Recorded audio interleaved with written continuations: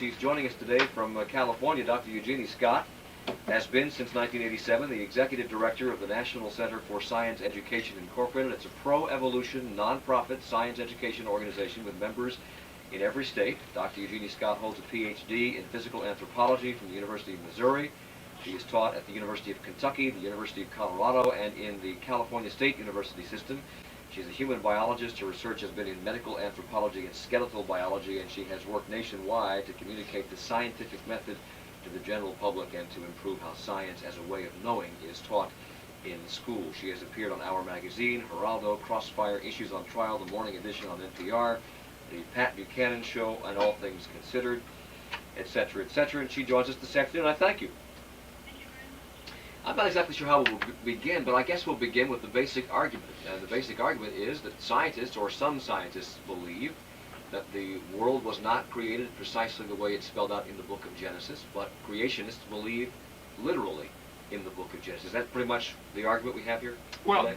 there are probably quite a few creationists who would still not believe the literal Genesis account. They would maybe say God did it, but not according to the book of Genesis. So there's a variety of creationists. I am a Bible-believing young earth creationist. I believe the Bible is literally true, scientifically accurate, and that the world is less than 10,000 years old.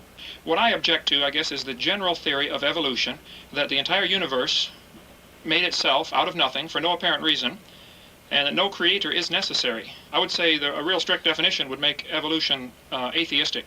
Well, You don't Ken, need that. I don't see how you can say that, because evolution is a science, and a science cannot be atheistic or pro-religious. A science has to be neutral toward religion.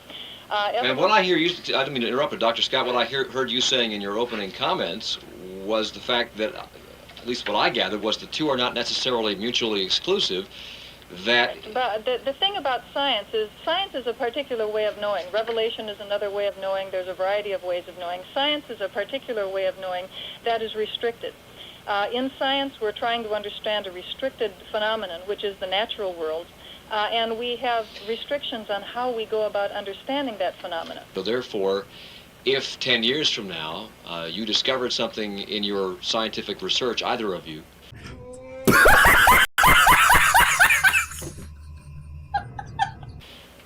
that would dispute the theory of revolution, or evolution rather, or would dispute your theory of creationism, would either of you be open to change? Absolutely. Yes, I would. That's an excellent question, and I would actually like to ask Kent what kind of data would refute young Earth special creation. I've never been able, when I've asked this of other young Earth special creationists, I've never been able to get an answer that is actually testable. Can you give me an example of what kind of data would cause you to rethink whether the world is created all at one time and all of the plants and animals in their present form? Yes, you mentioned a key word there, testable. I think you made a statement a few minutes ago that evolution is a science. I would object to that vehemently. Evolution is a philosophy. It's actually a religion. It's Let's talk about the science first. Okay, well, yeah, that's what I want to distinguish between. See, evolution is not science. It's a religion that people choose to believe in. But Kent, what kind of data would cause you to give up your conclusion that the literal view of the Bible, that all the plants and animals were created in their present form a short period of time ago, within thousands of years? Right. What kind of data would cause you to give that idea up? Yeah, I will get to that in a second, but we got a couple things hanging that I think are very preliminary to this. The definition of science is not a way of knowing.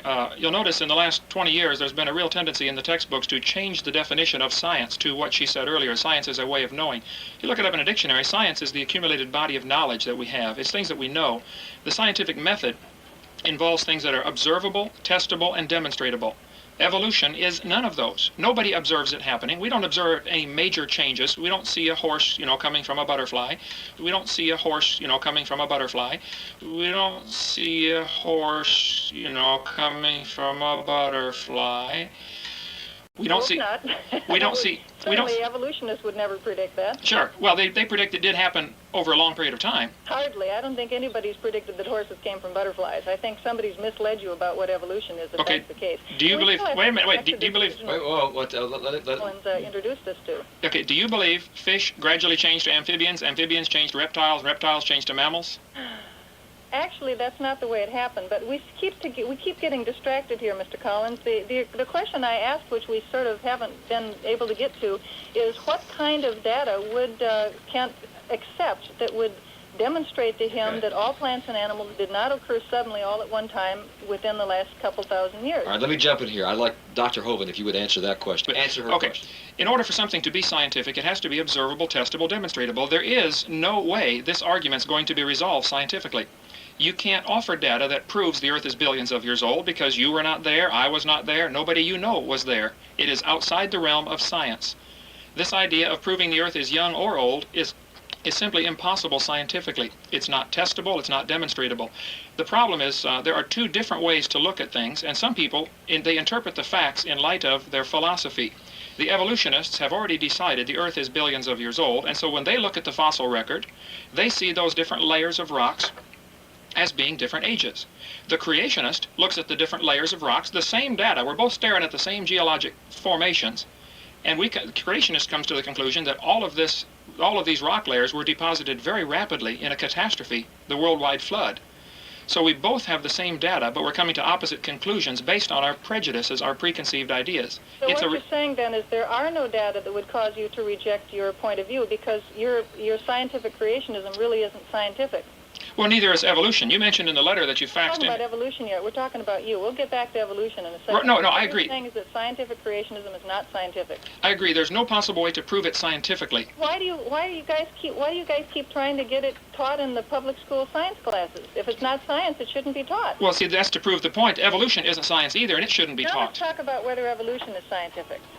First of all, you have an exceedingly narrow definition of what science is. If we had to refer to things scientific as only those which were directly testable, directly observable, we'd have a pretty short list of sciences that we could talk about.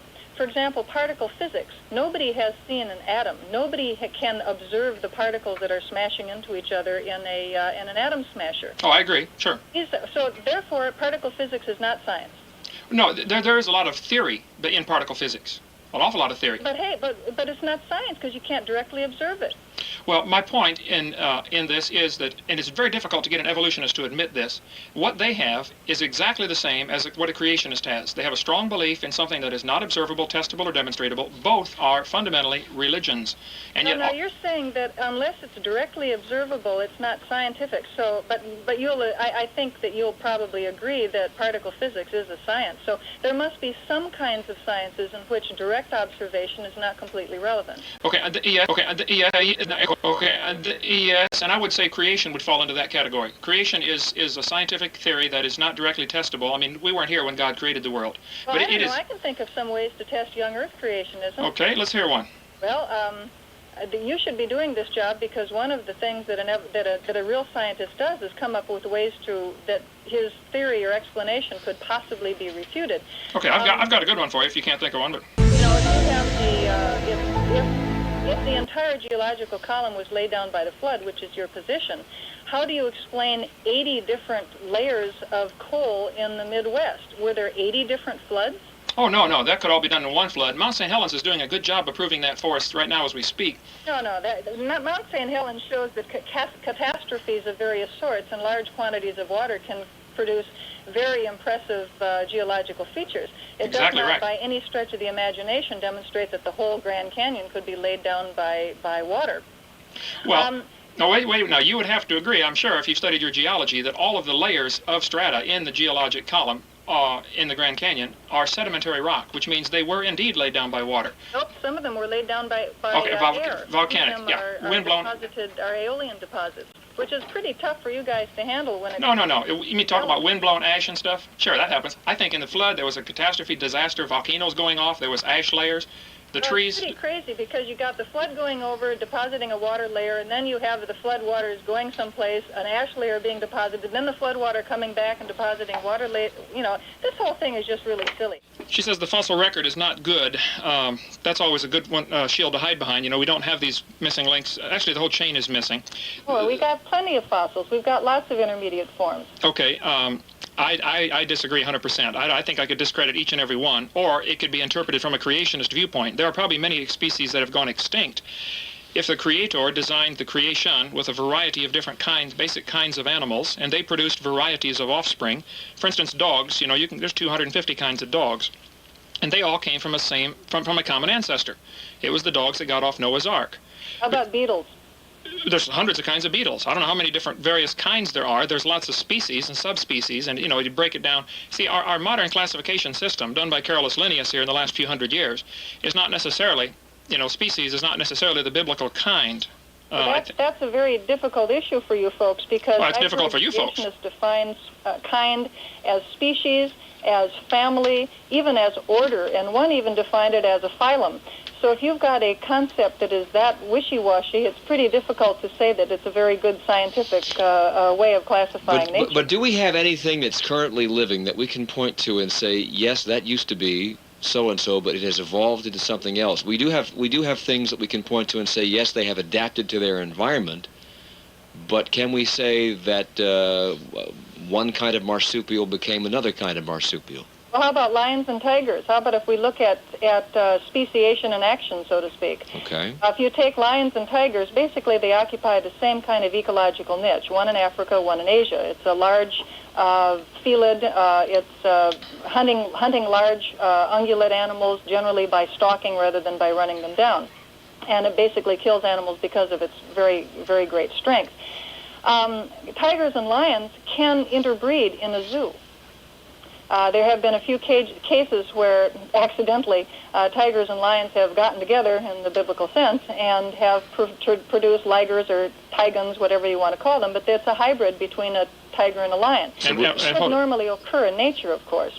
But what that shows is that these two species, which are really quite different morphologically, actually are genetically similar enough to exchange genes and still be considered close to being the same species.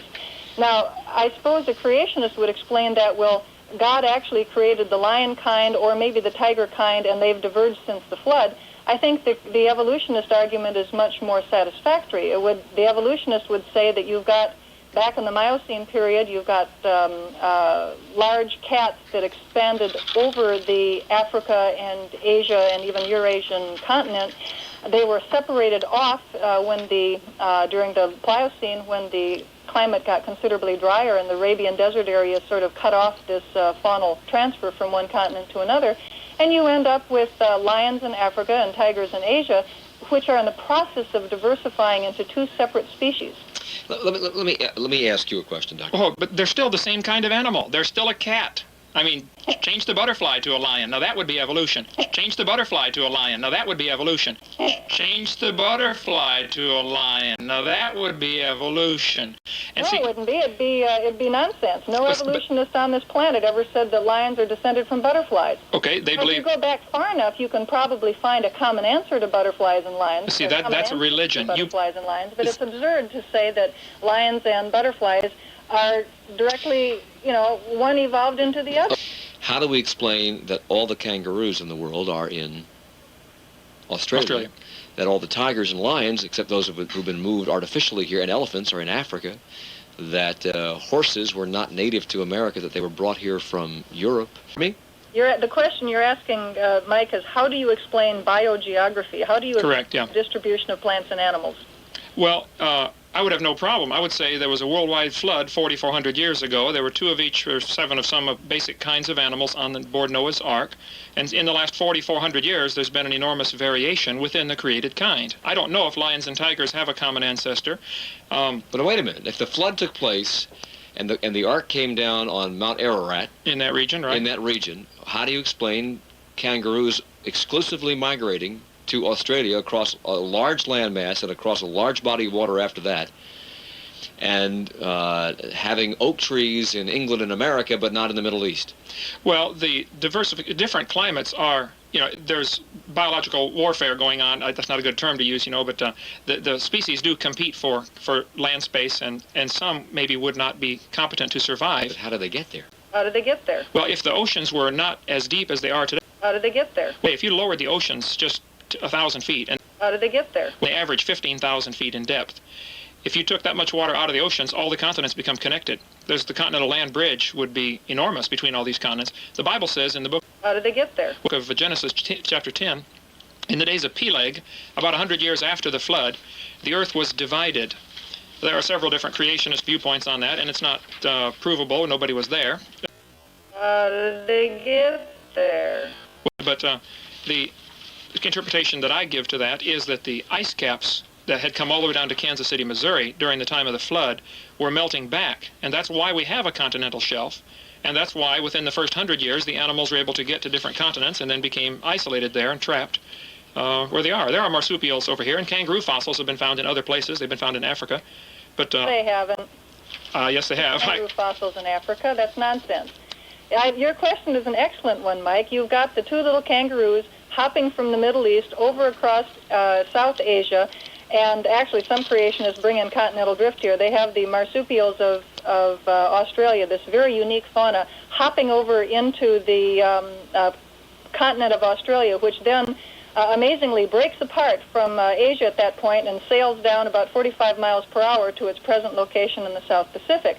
But isn't it funny that the only place where you find fossil kangaroos and fossil Australian marsupials is in Australia? How come if those little varmints had to go all the way from the Middle East to South Asia and across into Australia, that they didn't leave any fossils behind them? They must not have reproduced. And well, no, just a minute. Two little kangaroo kind managed to stay close to each other. Did they hold hands all the way across the ocean? I mean, the biogeography is a real problem for flood geology. How do we know, Dr. Scott, that the Earth is older than Dr. Hovind says it is, 6,000 years old? Well, we know immediately from looking at tree ring dates. You understand about how every year a tree puts on an annular ring. Right. And you can match up trees from an area and literally count back 1, 2, 3, 4, 5, 6, 7 years from when that tree was cut down to when it was started and so forth and so on. And tree ring dates already go back to in excess of 12,000 years. So right there, in a very, very simple, non-chemical, not difficult at all procedure, the world is obviously more than 6,000 years old. You can do the same thing with cores from the ocean. Dr. Hovind was over here shaking his head during the tree ring explanation. So. Sure, yes. Overlapping... You still there, Doctor? Yes, I'm there. Okay, just checking. Yeah, the overlapping tree rings is an interesting one. There's been a lot of different studies on that. Dendrochronology is interesting. The idea is that you can match up the burn marks if a tree had a fire for forest. No. You don't match up the burn marks. You match up the actual width of the rings. Okay. And you have to use the same species. Sure, and I'm sure you're familiar with the fact that some trees produce more than one ring a year and some produce no rings a year. It's not an exact science like you try to make it out to be. Well, it is, because if you use bristlecone pine, they only put one ring per year, and bristlecone pine are like redwoods. They live for very, very long periods of time. Oh, I agree. And the oldest living bristlecone pine is 4,300 years old, which would put it after the flood. The Bible teaches the flood was 4,400 years ago. Well, hold it. Now, why is the oldest living tree 4,300 years old?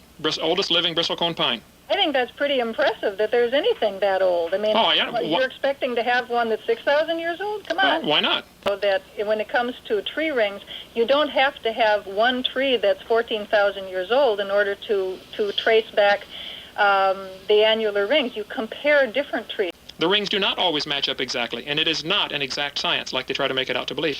And you, Dr. Hovind, feel that the evolutionists approach this like a religion. Why? To me, religion automatically says there must be a God at the top of the pedestal, and the creationists deny that evolutionists believe that God is responsible for it. Well, no, the evolutionists definitely have a couple of gods. They have the god of chance. They have the god of time. They believe the world's billions of years old. It's a religious belief in the sense that it's not observable or testable. They cannot show how the matter got here. The world is made of matter. Space is full of matter. Where did it come from? How did it get here? It had to be created. So it is a religion. Now, they believe no deity was responsible. The universe just kind of made itself a cosmic quirk of some kind. And then they have to somehow get life from non-life. Well, that's a religious belief. That's not observable or testable or demonstratable. That's something they believe happened in the distant past, and it's just a religion.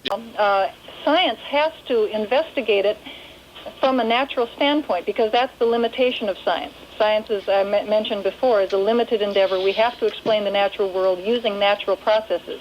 There's nothing any more atheistic about science than there is atheistic about long division. No. Let's take that first replicating molecule. Sure. Okay, however it got here, what happened? Did all the plants and animals occur suddenly at one time? That's Kent's position. My position, and that of the vast majority of scientists, is that After you get that first replicating molecule, you have the gradual development of plants and animals through time, not the sudden appearance of everything. So that's the difference between creation and evolution, and that's the confusion that they make between first cause and evolution. Okay. Evolution does not depend on a natural origin of that first replicating molecule. Okay, you mentioned a couple things there. You said that I think, if I understand you right, you kind of admitted that at least the Big Bang part and the first replicating molecule part are not testable and are not part of science, and yet they are very much part of the school textbooks. No, I didn't say they weren't testable. As a matter of fact, there right now is very active science going on in discussing which of a number of alternate explanations best explains the origin of the first replicating molecule. Sure. Is creation one of those you're considering? If it's not science, it shouldn't be taught.